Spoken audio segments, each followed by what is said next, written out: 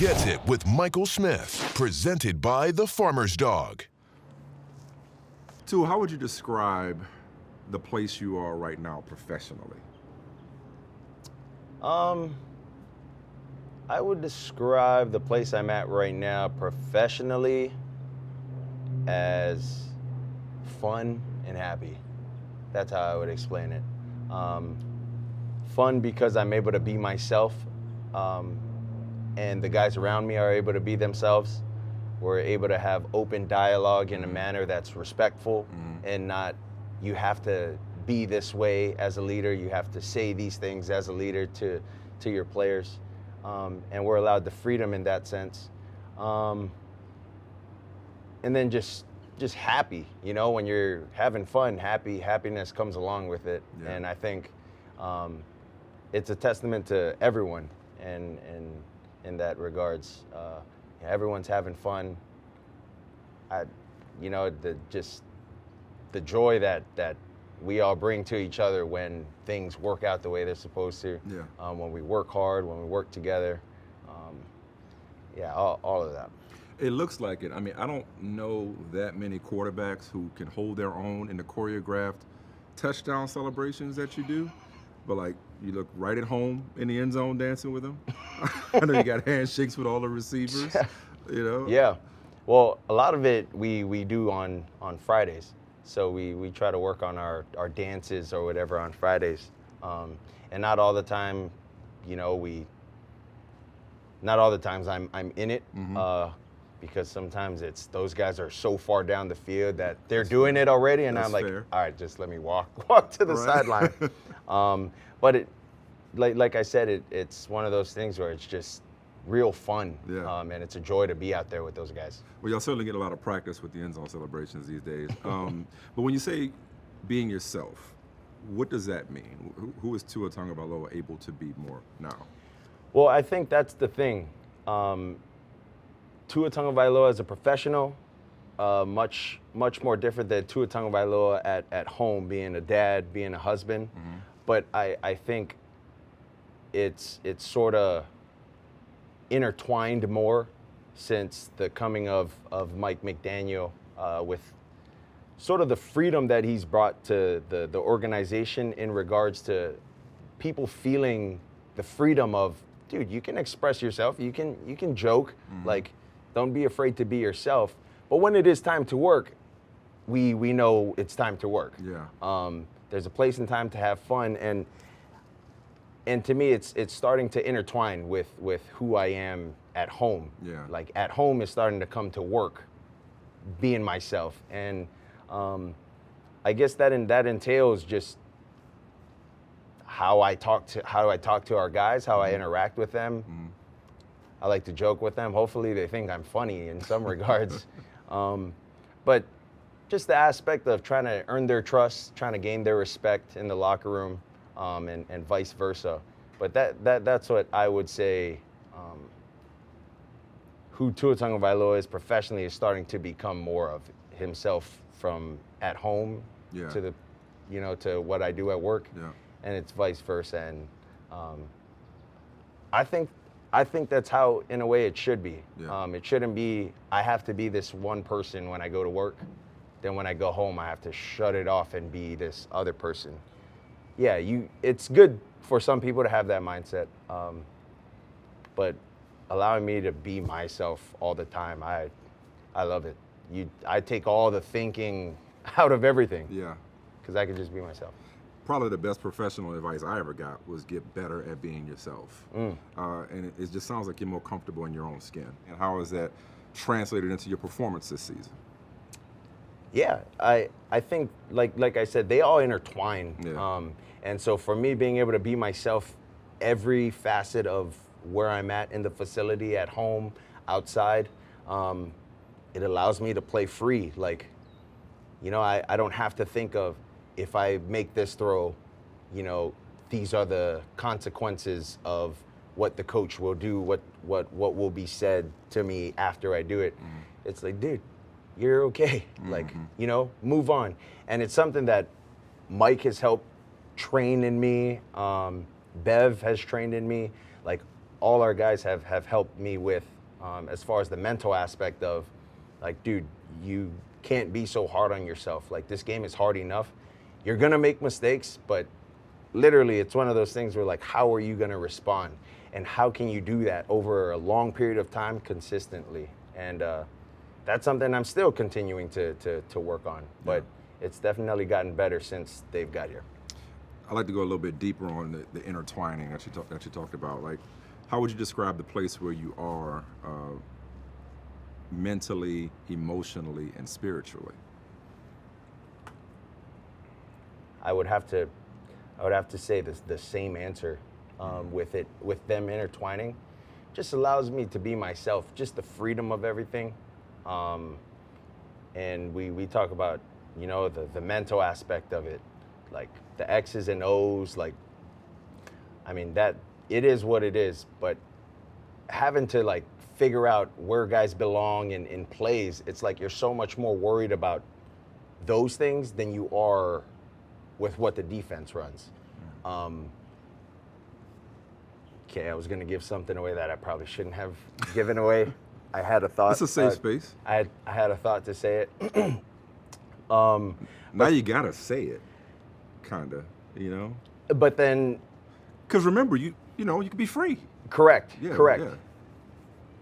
But some things you want out, some things you don't want out. Fair enough. That one I wouldn't want out. Fair enough. But next time. And then the physical, like, you know, just the support I had with jiu-jitsu and all these things going on in the off season, and then, you know, I was able to do it with the quarterbacks, do things like that. Just the support I had from those guys. The spiritual aspect is a little different than a lot of places I've been to, because I don't think a lot of people necessarily in their meeting rooms talk about that. Mm-hmm. And I think we have a unique quarterback room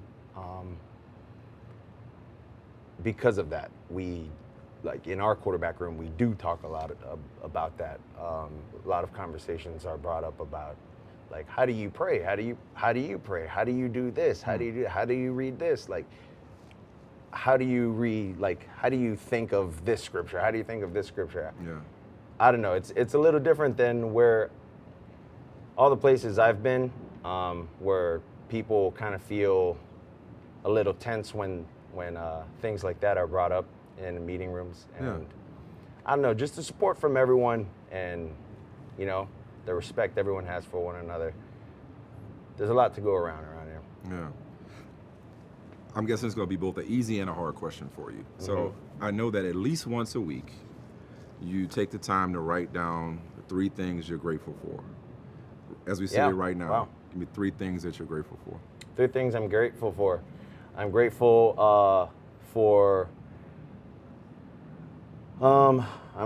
for my family, my friends. Well, we'll put that as one, family and friends. Thank you. Very efficient on your part. I'm grateful that I can be myself at work. And I would say that I'm grateful to be able to do what I love to do, is something that I've always dreamed of doing, is playing football as a professional. So those would be 3 today. You've come back to that theme of being yourself several times. How challenging was it for you to not be able to be your true self? It is challenging, but I think as I've grown up to play football, it's always, you know, yes sir, no sir, or if you don't have, like, if you feel like talking back, it's just a coach me coach kind of deal. You know, it's like coach me coach. And as I've gone from high school to college, I've always been taught to just respect your elders, and whatever they tell you, like, that's what you should do. Like, you should get on this guy like that. And I'd be like, man, but that's not how I would normally do it. So I would fight the urge of, okay, this is what he's telling me, but then I know this guy doesn't respond well to that. So, like, how could I not manipulate it, but how could I make it to where I'm getting my point across and he understands it, but I'm doing it respectfully and in the right manner. That's what I would say I fought with in college, and then coming into the league, and then just being myself. I don't think that's something that people really understand, like that people can really wrap their minds around, and like being yourself. Like, if I were to ask you, who are you? Your name, whatever, like, Yeah. but that's your name. Like, do you know really like who you are as a person? Yeah. Like, what makes you you? What makes you special? Yeah. You know, or whatever. Not your kids, not your wife. Like, truly just you. Yeah. You know, and weirdly, I found that out last year for myself. Like, who I was. Like, not Tua the football player, not Tua the husband, not Tua the dad. Okay. Like, Tua. Like, who am I? Like, and I think that's something that a lot of us, you know, if asked, it's like, well, I'm Tua. No, but like, really deep down, who are you? And like, if you ask yourself that, it's hard to answer it for anyone to answer that. Some people, easy, because they're able to be themselves, whatever, for however long. But I would say for me, prior to that, it was almost like people pleasing type of deal, and being like a yes man, almost. And so with you know, Mike being able to come down here and allow me to be myself, I mean, I wouldn't even laugh at his jokes in team meetings. I was just so nervous. You know, I just wanted to get everything right. I was very tense all the time. And yeah, we could go real deep into it, but yeah, I mean, that's what it is. Well, who is Tua? Begs the question. Who is Tua Tagovailoa? Well, Tua Tagovailoa loves to have fun. He loves to joke. He's a family man. I would say he's a hard worker. It's hard for me to talk about myself, especially when this is on camera. I would say I love hard. I love wholeheartedly. I'm very compassionate. I care for a lot of people. I care for, there's a lot of things that I care for. But yeah, I would say family man, all of that, yeah. What's been the process for you to get to a place to talk like this? Oof. What kind of work did you do to get to this place where you are? I have someone that I talk to that we work on, like, the mental psychology aspect. I wouldn't say like, you know, football psychology, just psychology in general. Yeah. With how to go about dealing with being anxious before games, working on breathing techniques, things like, you know, how do you go from being in this scenario to just being like, okay, like, be like a goldfish, where you have a mindset of, or a memory of, like, 5 seconds, you know, like goldfish have. You know, you just, and then there's things that you work throughout that, that are given to you, or that are given to me, that I can use to try to, you know, get better at those things. And so, you know, that I've had help with that, and then with our guys here, I've had help in that sense too. So Yeah. That's deep, man. In terms of the quarterback and the way you're performing on the field right now, I know at one point there were some doubts about just how good you are. Have you gotten to a place where you believe you're good? Yeah. I've definitely gotten to a place where I believe I'm good. But, you know, you never know how good things are if they weren't bad. And you never know how bad things are if they weren't good. So me having to go through sitting myself down, looking in the mirror and really thinking like, dang, am I really like this bad? Do I really like not know how to play this position? You know, like you need to go through that in order for you to really appreciate what it feels like to play at a high level, you know, in this league. And that's the good thing about this league is you can never be too high, you can never be too low, because at any point, you know, if you get too high, I mean, you'll get humbled really quick.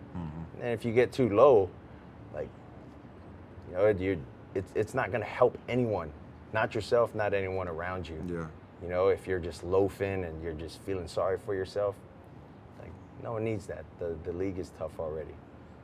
Is there a sense, given everything you've been through, it sounds like you count it all joy.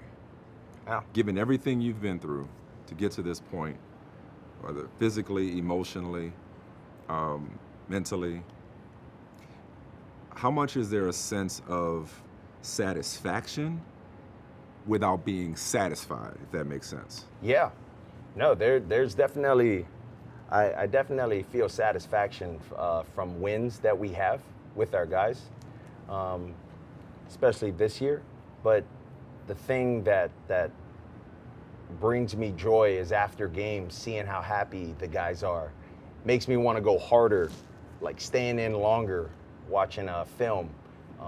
If it's third downs, you know, it's like, man, I'm feeling tired. Well, I can snap back to, like, man, you know, that picture frame of our guys smiling after we have a win. And it's like, what can I do more, you know, to get that same result for our guys? And it's almost an addictive feeling for me.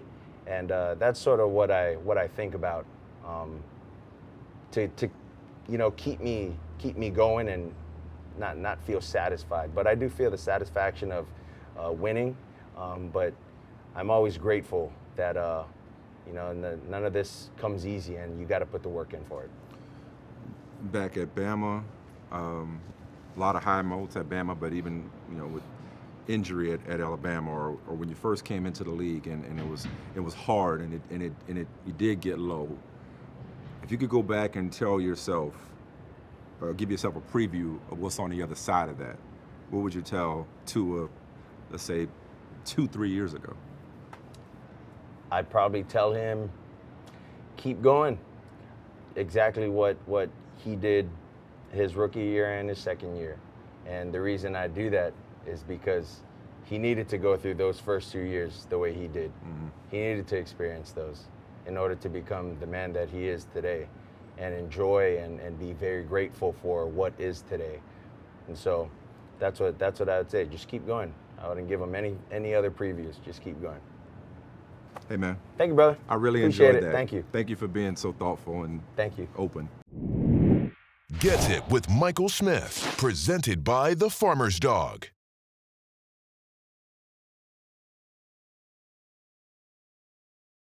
Hi, I'm Mike Tirico, and thanks for watching. Make sure to hit subscribe for the latest news and highlights from NBC Sports.